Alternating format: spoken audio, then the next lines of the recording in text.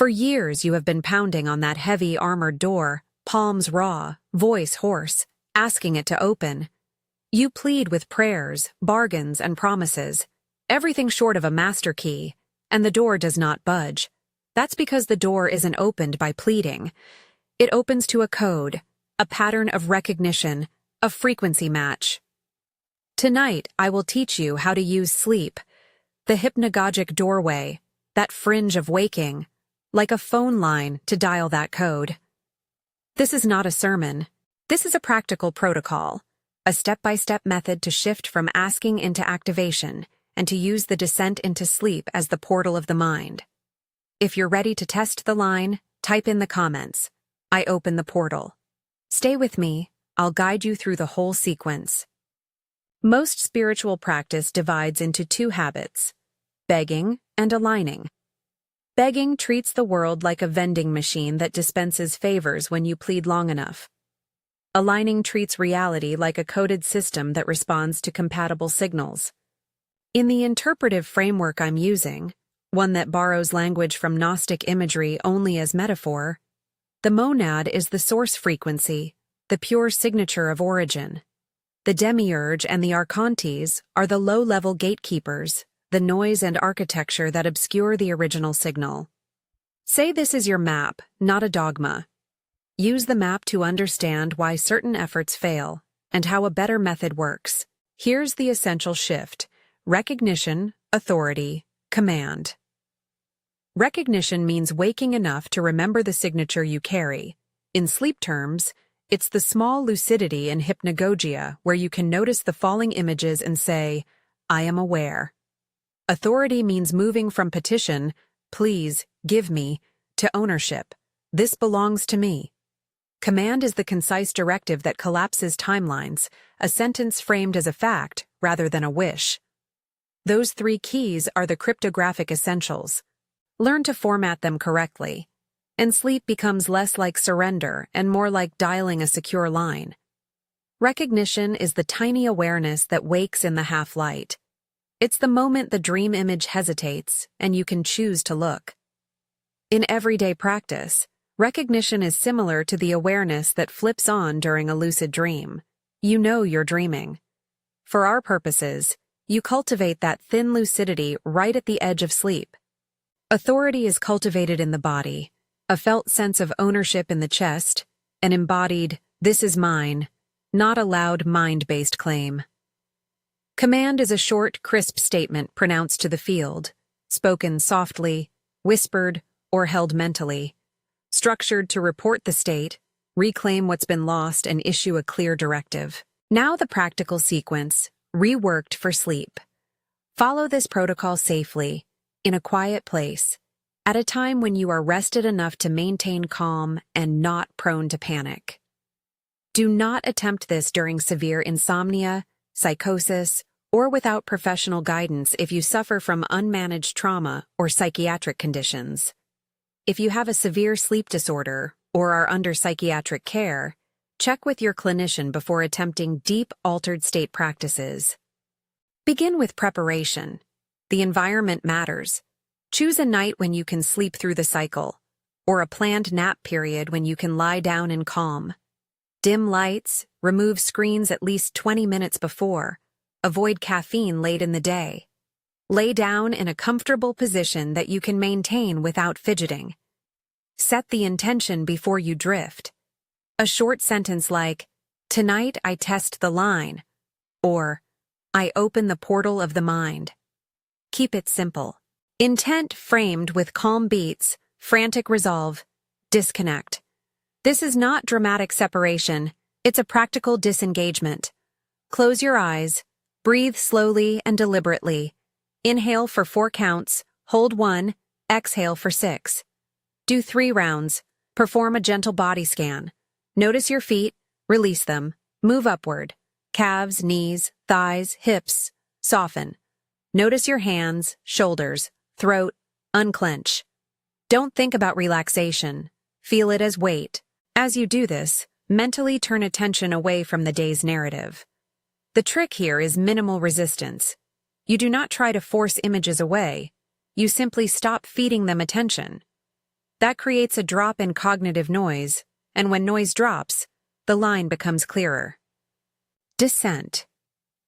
Now visualize an elevator descending the spine, not a fancy image, just a subtle felt movement. Imagine the elevator touching your neck, your chest, then sinking to the region behind the breastbone, the heart center. Do this slowly. The sensation should be tactile rather than imaginal. Warmth, slight pressure, a tiny still point behind the chest bone. If you have trouble with visualization, anchor to breathing.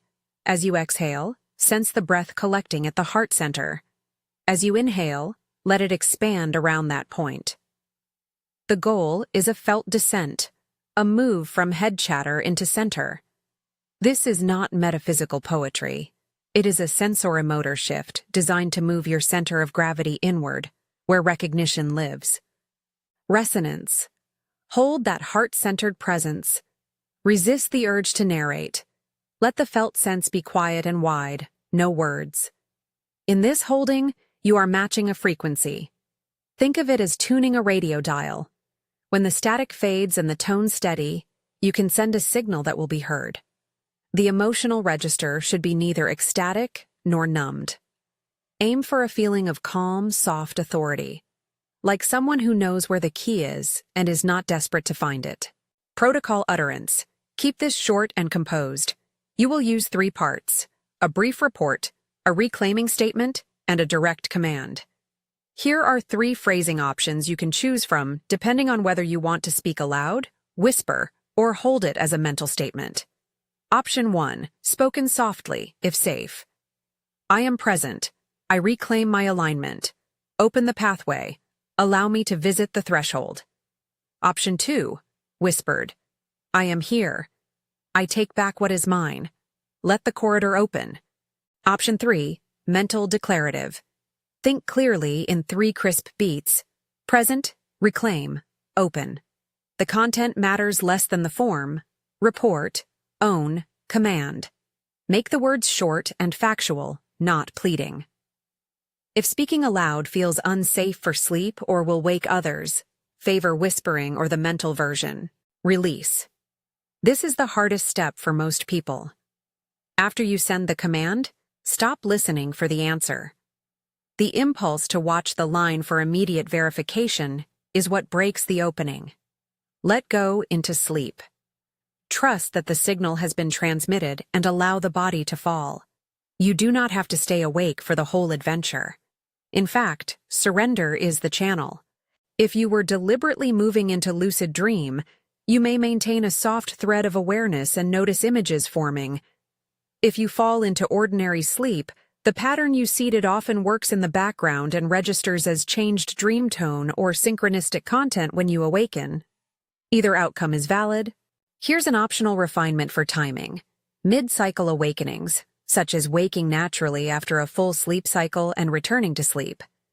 Or short naps around the sleep inertia threshold are especially potent. When you wake briefly in the night, your brain is primed between REM and non-REM. That liminal gap is a natural hypnagogic window. Use it once you are calm. If you intend to do this as part of a nap, don't go in exhausted. Aim for a relaxed availability. Not frantic desire, not collapse from fatigue, but a calm readiness. One of the biggest obstacles you will face is interference, an internal shutdown voice that shows up as doubt, sarcasm, or panic. It may say, "This won't work," "You're being ridiculous," or "You're making yourself vulnerable." Name that voice when it appears. Shut down. Do not argue.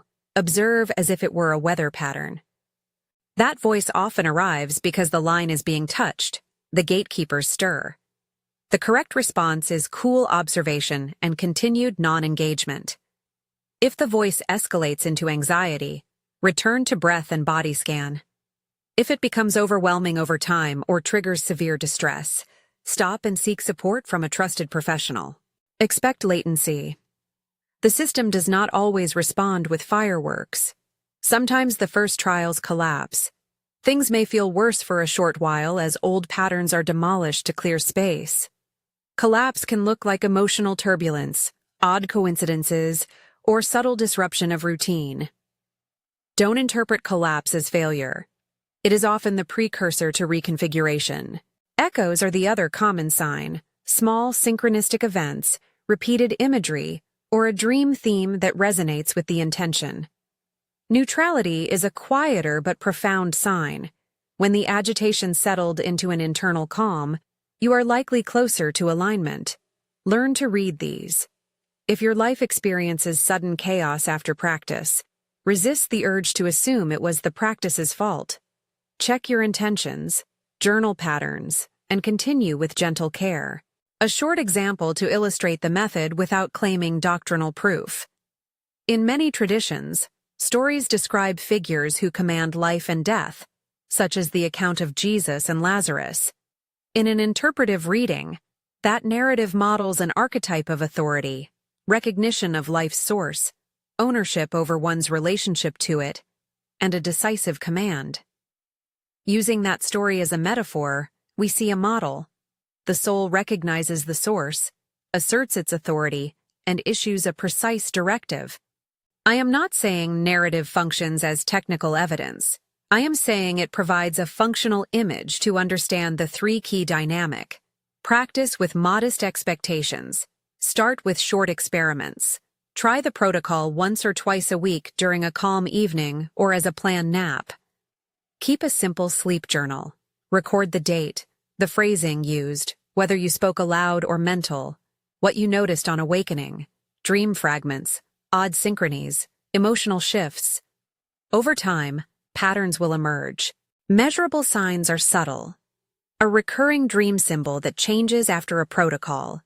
A sudden meeting with someone who echoes your intention. A day when decisions feel lighter. These are not miracles in the headline sense. They are evidence of alignment in process. Ethics matters. You are not dialing a line to coerce others or to seek dominion. Frame use as restoration, bringing your mind and life back toward original design, not forcing outcomes on people. Do not attempt practices that require depriving yourself of sleep, dangerous isolation, or ingesting substances. If you are vulnerable, recent trauma, serious mental health conditions, seek professional guidance. Safety is a form of respect for the process. The portal is not a shortcut around real-world growth. It is a tool for encountering dimensions of your own mind, not a license for reckless behavior. A few common questions and practical answers. What if you fall asleep immediately and forget the practice? That's fine. Many times the intention rides the background of sleep and seeds changes that show up later. What if nothing seems to happen after several nights? Adjust variables. Your environment, the phrasing, the time of night. Small changes, whispering instead of mental recitation, practicing after a restful nap, or deepening the heart-centered descent, can matter. What if you experience frightening images? Ground with breath and body scan. Stop the experiment for a while and consult a professional if images persist. Avoid pushing through terror as if courage was sheer endurance. Gentleness matters. Here are a few practical templates for nightly use. Keep them short and repeatable. Template A, whispered before sleep. Present. I reclaim my alignment. Open the pathway. Template B, mental. 3 clear beats. Recognize, own, command. Template C, if you prefer slightly more poetic language. Monad, I am here. I reclaim my path. Allow the doorway. Use whichever lands as honest for you. The ritual power lies in repetition with clarity, not in ornate phrases. Troubleshooting specifics. When the shutdown voice appears, label and observe. Do not engage. If sleep becomes fitful the night you practice, consider spacing out attempts, every 3 nights instead of nightly, and ensure you are not overstimulating your nervous system. If collapse, emotional clearing occurs, treat it as processing. Lean into basic self-care, hydrate, move gently, and continue your journal entries. If you notice echoes, strange coincidences, or recurring themes, note them as potential confirmations. but do not rely on coincidences for validation alone. Over time, neutrality, a quiet ease in decision-making, is the most reliable sign of alignment. Integrating the practice into life is not about turning every moment into a ritual. It is about building a relationship with your inner frequency so that the doorway is accessible when needed. Test the line in small ways. Send the short protocol before a nap, and then go about your day with deliberate openness for subtle evidence. Tell nobody if you prefer. Keep accountability with simple records. Over weeks, aim for consistency rather than intensity. A practical weekly plan you can try. Week 1, 3 experiments. 2 brief naps using the mental format. 1 longer pre-sleep protocol at night. Journal. Week 2, repeat with slightly altered phrasing if needed. Week 3, review patterns and adjust. Keep sessions short. 10 to 20 minutes of deliberate practice is enough. The goal is habit, not obsession. A final caution about language. In this work, I borrow words like monad, demiurge, and archontes as interpretive metaphors to map experience. The monad, here, names the original signature. The demiurge and archontes name obstructions or low-frequency systems. If those words feel foreign or theologically charged, substitute neutral terms: source, architecture, gatekeepers. The method does not depend on adopting any belief system, only on adopting the practical steps of recognition, authority, and command. To close, a compact recap of the steps you can bookmark in your mind. Prepare the environment and set intention. Disconnect the mind with breath and a body scan. Descend into the heart center with a tactile elevator or breath anchor. Hold the resonance quietly. Send a brief triple-structured protocol: report, reclaim, command. Spoken, whispered, or mental. Then release and allow sleep to carry the work. Expect interference. Name the shutdown voice and do not engage. Read latency as process, not proof of failure.